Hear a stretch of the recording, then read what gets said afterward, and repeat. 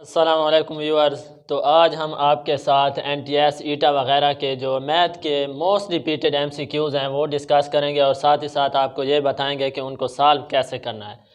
तो question number 1 में हमारे पास आ रहा है 6 time the sum of x and 5। तो पहले हम यहाँ से इसको देखते हैं, the sum of x and 5। तो हम इसको लिख लेते हैं, ये हो गया, x कहते हैं जमा करने को, ये हो गया हमारे पास सम ऑफ x एंड 5। और फिर इन्होंने कहा है क्वेश्चन में 6 टाइम, तो ये हमारे पास हो गया 6 time the sum of x and 5। तो ये हमारे पास 4 ऑप्शन है, तो इनमें अब हम देखते हैं कि कौन सा सही है। तो ये हमारे पास हो गया बी ऑप्शन। तो अभी हमारे पास दूसरा क्वेश्चन है, the median of data 5 9 7 2 1 3 2 6 1 is. तो हमारे पास ये 4 ऑप्शन है इसके। तो मीडियन फाइंड करने के लिए सबसे पहले हमारे पास जो वैल्यूज़ हमें दी गए उसको हम असेंडिंग आर्डर में लिखते हैं। तो ये हमारे पास आ गया 1 2 मरतबा, 2 भी इसमें 2 मरतबा है, फिर 3, फिर हमारे पास आ रहा है 5 के बाद 6 के बाद हमारे पास है 7 और 7 के बाद हमारे पास है 9। तो गिवन डेटा का मीडियन फाइंड करने के लिए पहले हम ये देखते हैं कि उसमें टोटल वैल्यूज़ कितनी हैं। तो इस डेटे में हमारे पास टोटल 9 वैल्यूज़ हैं। तो हम फिर दरमियान वाली जो वैल्यू होती है वो हम मीडियन लेते हैं। तो ये हमारे पास हो गया 4 इस तरफ और 4 वैल्यूज़ हमारे पास हो गए इस तरफ। तो हमारे पास इसका मीडियन 3 आ रहा है। तो ये इसका सी ऑप्शन ठीक है।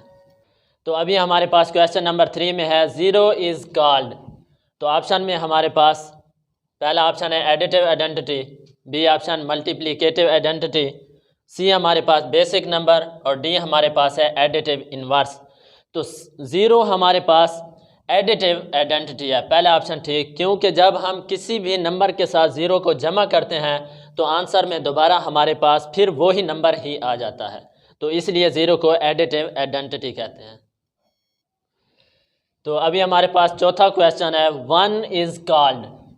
हमारे पास ऑप्शन में है additive identity, multiplicative identity, third option basic number और चौथा हमारे पास है एडिटिव इन्वर्स। तो 1 हमारे पास मल्टीप्लिकेटिव आइडेंटिटी है, क्योंकि जब भी हम किसी नंबर के साथ 1 को मल्टीप्लाई करते हैं तो दोबारा हमारे पास वही नंबर आंसर में आ जाता है। अभी हमारे पास पांचवा क्वेश्चन जिसमें हमारे पास है x square minus 25 is equal to, और 4 हमारे पास ये ऑप्शन दिए गए हैं।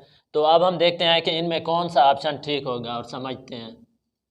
ये x स्क्वायर माइनस 25, तो ये हमारे पास x स्क्वायर जो है ये x का स्क्वायर हो गया और 25 हमारे पास जो है ये 5 का स्क्वायर है। तो जब हमारे पास इस तरह हो कि पहला स्क्वायर में हो, दरमियान में इलामत माइनस की और दूसरा भी स्क्वायर में हो, तो उसको हम एक दफ़ा जमा में और एक दफ़ा माइनस में लिखते हैं, x प्लस 5 और फिर ब्रैकेट x माइनस 5। तो ये अभी हम देखते हैं कि कौन सा ऑप्शन हमारे पास ठीक है। तो ये हमारे पास बी ऑप्शन ठीक हो गया। तो अभी हमारे पास क्वेश्चन में है a cube plus b cube is equal to, और ये हमारे पास 4 ऑप्शन दिए गए हैं। तो अभी हम इनको देखते हैं कि ये किस के बराबर होगा, a cube plus b cube. तो ऐसा जब हमारे पास आ जाए तो हम इसका पहले जो है सिंपल लेते हैं जिसका क्यूब है a प्लस b। इसके बाद पहला जो हमारे पास आ गया उसका हम स्क्वायर लेते हैं, a स्क्वायर, और फिर यहाँ पर जो इलामत है इसके उलट लेते हैं। अगर यहाँ पर अभी जमा है तो हमारे पास ये माइनस होगी, और फिर पहले और दूसरे को ज़रब कर लेते हैं, उसका प्रोडक्ट लेते हैं, माइनस ए भी हमारे पास आ गया इस तरह। और इसके बाद फिर हमारे पास आ जाता है जो दूसरा हमारे पास क्यूब में था उसका हम स्क्वायर ले लेते हैं। तो ये अभी हमारे पास हो रहा है a plus B A square minus A B plus B square. तो हमारे पास इसका सी ऑप्शन ठीक है। तो अभी हमारे पास नेक्स्ट क्वेश्चन में है a cube minus B cube. इससे पहले प्लस था, अभी हमारे पास a cube minus B cube है। तो इसका अब हम सलूशन देखते हैं। 4 ऑप्शन हमारे पास मौजूद हैं, a cube minus B cube, तो पहले हम इनका सिंपल लेंगे, ए और दरमियान में इलामत माइनस किया है तो माइनस आ गया, ए माइनस बी। तो अभी हमारे पास ए क्यूब माइनस बी क्यूब है, तो ये हमारे पास इक्वल होगा। पहले हम सिंपल लेते हैं ए और दरमियान में जो इलामत है माइनस, और फिर उसके बाद दूसरा आ गया बी।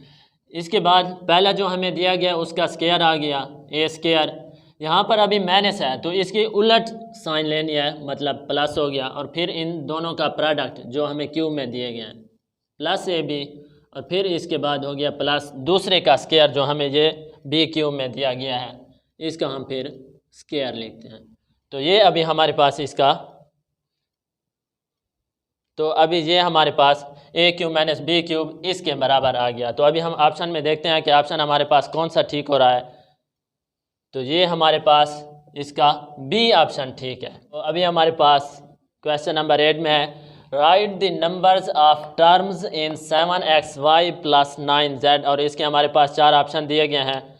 तो अभी हम देखते हैं कि ये 7xy ये एक टर्म हो गई हमारे पास, दरमियान में इलामत आ गई, और इसके बाद ये हो गई दूसरी टर्म। तो इसमें हमारे पास 2 टर्म्स हैं, तो ये हमारे पास बी ऑप्शन ठीक हो गया। और यहाँ पर ये बात में नोट कर लें कि ऐसा अलजब्रिक एक्सप्रेशन जिसमें हमारे पास 2 टर्म्स हों उसको हम बाइनॉमियल कहते हैं।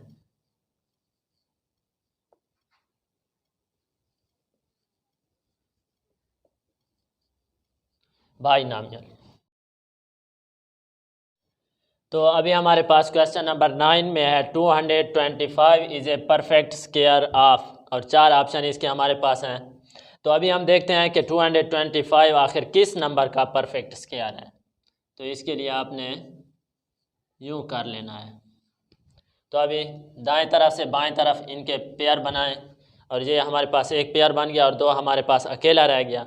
तो अभी हम एक वाला टेबल, यहाँ पर जो नंबर आपने लेना है इधर भी वही नंबर आपके पास आना चाहिए। एक एक हम 1 हो गया, 2 में से 1 निकला, ये हमारे पास आ गया 1, और फिर हमने अगले नंबर नीचे उतारे, ये हमारे पास हो गया 125। अब यहाँ पर जो हमने नंबर लिया है उसी को ही दोबारा उसी नंबर के साथ ऐड करके नीचे ले आना है। 1 और 1 हमारे पास हो गया 2। अभी इसके साथ हमने आगे जो नंबर लेना है मल्टीप्लाई भी फिर उसी के साथ ही करना है। फॉर एग्जांपल अगर हम 2 के साथ 4 लेते हैं तो मल्टीप्लाई भी 4 के साथ करेंगे, और अगर हम 2 के आगे 5 लेते हैं तो मल्टीप्लाई भी फिर 5 ही के साथ करेंगे, और इसी तरह अगर हम 2 के आगे 6 लेते हैं तो मल्टीप्लाई भी 6 के साथ ही करेंगे। तो अभी हमारे पास यह है 125, तो 25 को 5 के साथ मल्टीप्लाई करें तो हमारे पास आ जाता है 125। तो हमने यहाँ पर 5 लिख दिया, और यहाँ पर हमने जो जितनी मर्तबा किया टेबल, और ये हो गया 125। तो ये हमारे पास 15 वो नंबर है जिसका 225 परफेक्ट स्क्वायर है। तो इस तरह हमारे पास सी ऑप्शन ठीक हो गया। तो अभी हमारे पास क्वेश्चन नंबर 10 में है, pie graph the sum of measure of angle is equal to, कि पाई ग्राफ में हमारे पास टोटल कितने डिग्री होते हैं। तो पाई ग्राफ हमारे पास होता है सर्कुलर शेप में, तो चूँकि सर्कल में हमारे पास टोटल 360 डिग्री होते हैं, तो इस तरह हमारे पास पाई ग्राफ में भी 360 डिग्री हो गया। तो इसका सी ऑप्शन ठीक हो गया। तो क्वेश्चन नंबर 11 हमारे पास है, numerical facts. Numerical facts obtained from observation and experiment is called. ऐसे न्यूमेरिकल फैक्ट्स जो हमें ऑब्जर्वेशन मतलब मुशाहदे देखने से और तजर्बे से हासिल होते हो उन्हें हम क्या कहते हैं। तो हमारे पास 4 ऑप्शन है, फिगर, डेटा, क्लासेस, फ्रीक्वेंसी। तो यहाँ हमारे पास बी ऑप्शन ठीक है, मतलब डेटा कहते हैं। ऐसे न्यूमेरिकल फैक्ट्स जो हमें ऑब्जर्वेशन और एक्सपेरिमेंट के थ्रू हासिल होते हैं उसको हम डेटा कहते हैं। तो आज हमने आपके साथ चंद NTS ईटा वगैरह में जो मोस्ट रिपीटेड MCQs थे मैथ के वो शेयर किए। इसी तरह इंशाल्लाह आपके साथ हम मज़ीद जो है ना 100 तक इसको लेके चलेंगे, और ये जो है ना आपके साथ NTS ईटा वगैरह के जो मोस्ट रिपीटेड MCQs हैं इनको शेयर भी करेंगे, और साथ साथ ये भी बताएंगे कि इनको आपने सॉल्व कैसे करना है। वस्सलाम, थैंक यू।